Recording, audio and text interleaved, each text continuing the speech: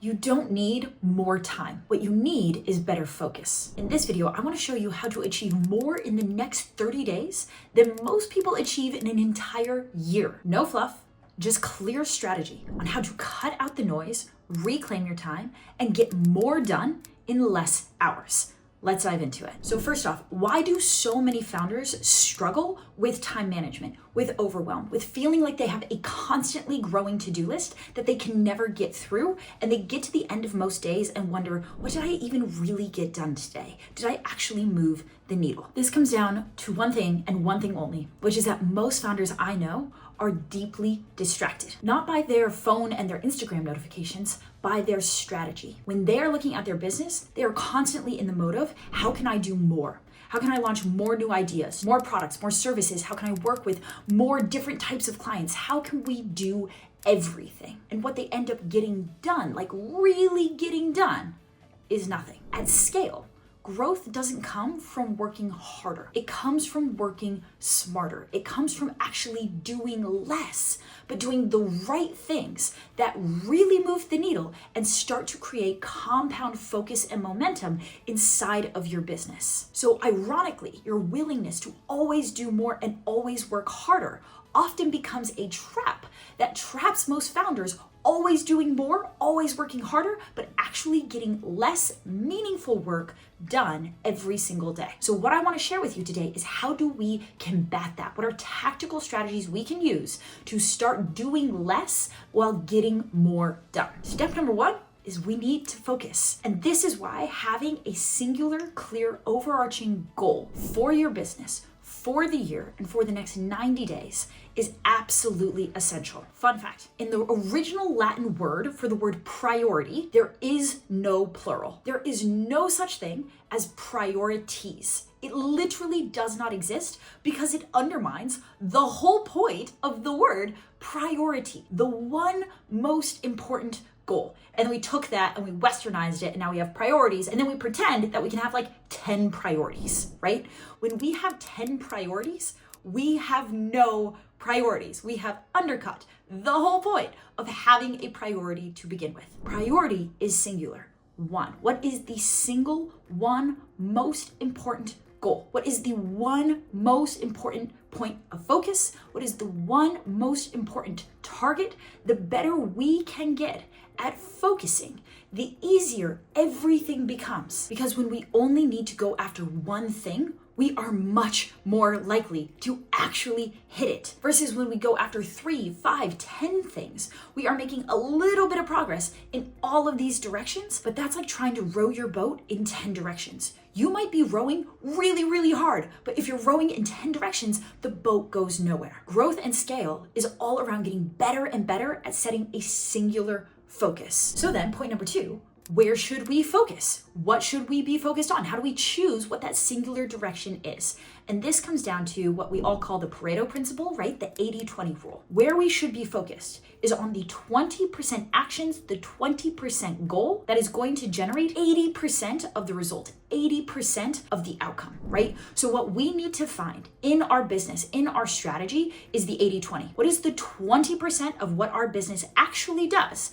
that is generating 80% of our result? And I can guarantee you that 80% of what you and your team are working on all day, every day, is actually only generating 20% of your growth, your top line revenue, and your profit. Most importantly, your profit. When we look at which core offers and which core services are actually generating highest levels of profit for your business, which clients and client avatars are actually generating all of the profitability within your company. And then we take that one layer down. What is your 80-20? What is the 80% of actions that you do that keeps you so busy every single day that is only generating 20% of the growth and leverage that you have in your business? Versus what is the 20% of actions, the things that really move the needle, the things that you're uniquely genius at, the things that really grow the company, that you're currently only spending 20% of your time on. But if you were to take that, fully focus on it, and expand that, how much more would you get done with less time invested because you're working on the highest leverage activities? So find the 80-20, the 80-20 within your business and the 80-20 within your day. And then this is the really hard part. Be willing to cut a way to eliminate the 80%. Eliminate all the busy work. Eliminate the clients that don't pay you that much and aren't that profitable. Eliminate the offers that might make you a ton of top line revenue, but when it all comes down to it, actually don't drive profit or growth to the business. The hard part of the 80-20 rule is having the willingness to say no and to eliminate the 80% that is truly a distraction. So now that we understand, we need one singular priority, one area of focus, and that area of focus needs to represent the 20% of leverage within our business and within ourselves. What else can we now do in order to stack and compound productivity in that direction? The next 2 points are the 2 key resources that we as founders have to work with: our time and our energy. And I actually want to start with energy first. Most people are so focused on time management, but what about energy management? When I say energy management, think of this. You have an hour of your time that could be spent on the activities that totally drain you, that you absolutely hate doing, that you procrastinate, that wear you down, and you get to the end of your day and you're exhausted and you don't want to think anymore and you just want to put on a TV show and veg out. Or you could be spending that same hour on something in your zone of genius that absolutely lights you up, that you find so fulfilling, so enjoyable, that really moves the needle, and you get to the end of the hour and you can't wait to do like 12 more because that was so fun. How are we spending our energy? Are we spending our energy on the things that are energy ROI negative, the things that drain us? Or are we spending our energy on the things that light us up? Because it should come as no surprise, the things that light us up are also the highest leverage. They're also going to move the needle the most in our business, and they're going to create a version of our company that we love showing up to every single day. And so we are more likely to do that. We will show up longer. We will show up harder. We will show up for more years because we are building a version of our business that actually lights us up. So a lot of people think it is selfish to focus in on your zone of genius, to say no to the busy work or to the grind that absolutely drains you. And I fundamentally disagree. If we build a version of our business around the things that we're uniquely good at, that light us up and that are energy ROI positive, that is the version of our business that is more sustainable, more scalable, and will actually get us to our goals faster with more enjoyment along the way. So that's the version of the business that I want to build. And there's a very simple tactical hack that you can use for this, which is that you can actually just audit your day, go through your day, and after every task, every activity, give it a rating on the energy scale of -2 to +2, right? -2, -1, 0, +1, +2. How do you feel energetically? Did it light you up, +2, or did it drain you, -2? And then look at the data. What are the activities that consistently fulfill you and light you up? What are the activities that consistently drain you and cause you to burn out? And then how do we get these things off of our plate? How do we delegate them? How do we eliminate them? How do we automate them? How do we minimize the amount of time that we are doing energy ROI negative activities? Stacking more and more of your time into the energy ROI positive activities is going to produce a way greater result to you and to your business. Cool, so that's energy. Now let's talk about time. There's only like 10 billion videos on time management. So I don't want to focus on most of the time management hacks. I want to look at one often overlooked component of time management that really trap most startup founders that I work with particularly. And that's something called context switching. So context switching is essentially when we go from wearing one hat to a different hat, right? I am wearing my salesperson hat when I'm on a sales call, and then I have to switch into a team leader hat when I hop on my team meeting. And then I have to switch into my client success hat when I open my email and I check my inbox and there's an angry email from a client, right? Every time we switch, every time we change hats, change focus, our brain needs time and energy to switch tracks. Like literally, neurologically, it consumes calories for us to go from one way of thinking to a different way of thinking. Not a big deal. We can barely notice it when it happens. But when you stack up context switching over the average day in our now modern, technology-filled, distraction-filled environment, the cost of context switching comes out to 28%. 28% of your time, 28% of your energy is literally spent just switching from one thing to the next. 28% is huge. 28% is an entire working quarter out of every year. And we are literally just wasting it. We are wasting it just by switching from a meeting to Slack, to a sales call, back to a different meeting, over to our mastermind. And every single time we switch, we lose time, we lose energy. So what is the very simple solution to this? Time blocking. So an easy example to understand this is sales. Can you put all of your sales calls back to back in a single afternoon? Because then you can knock them out one after the other without having to take your sales hat off, without having to switch into a different context. Can we wear our sales hat 1 or 2 afternoons a week?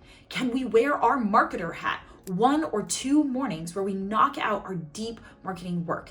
Can we time block when we check Slack? So instead of having Slack open all day, every day, constantly distracting us and forcing us to context switch, can we set a standard with our team where we will check Slack first thing in the morning, once at lunch, and then once in the afternoon?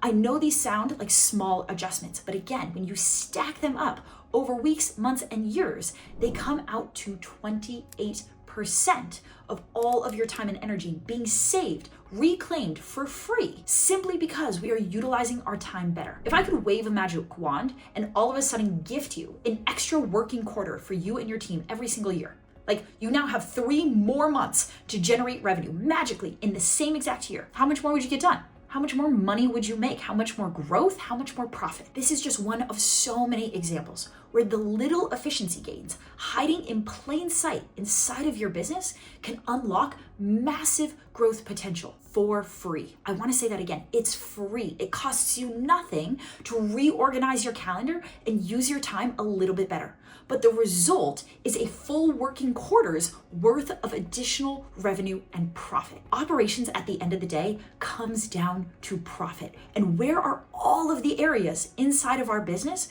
where we have hidden profit? Things like how we use our time and how our team uses our time are hidden profit centers that are there just waiting for you to take that money off of the table. And the best part is that most of them are entirely free. So to help our clients find exactly where this profit is lying in plain sight inside of their business, we actually created something. I call it the Hidden Profit Finder. It's a 10-minute diagnostic. It will ask you a few questions about your business, and then it will literally spit out an estimated amount of hidden profit that is currently lying in wait, hiding inside of your business, just waiting for you to come find it and grab it off the table for free, and what exact actions you can begin taking in your business tomorrow to find and to reclaim that hidden profit. So that is my free gift for you. Take it, enjoy it. The link is in the comments. And through these hidden profit centers, let's get more done and make more profit in less time. That's the promise. So let's keep going. 2 more points. As you'll notice a theme in this video, a lot of getting more done doesn't come down to saying yes.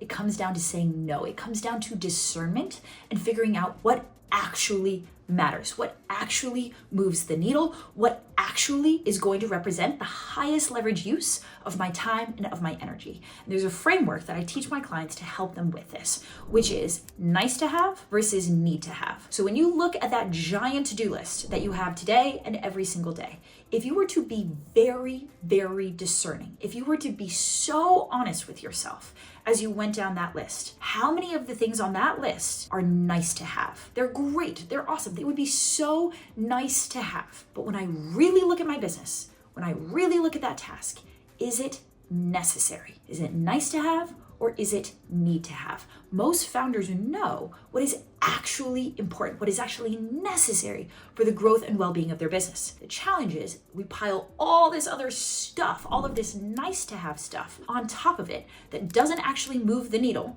doesn't actually make us more money, but takes all of our time away from the actual need to have activities. So I've actually done this in my to-do list. I use a tagging system inside of my to-do list where I will mark every single task as either nice to have or need to have. And here's the important piece, is that every task by default, I assume is nice to have. I assume everything is nice to have. And then I will look at that list once a week, once a day, as I am pulling out my priorities. And I will say, cool, out of this nice to have list, what today is genuinely need to have? I will pull it out of the nice to have list and into the need to have list. And then what do? I close out the nice to have list. The nice to have list is nice to have.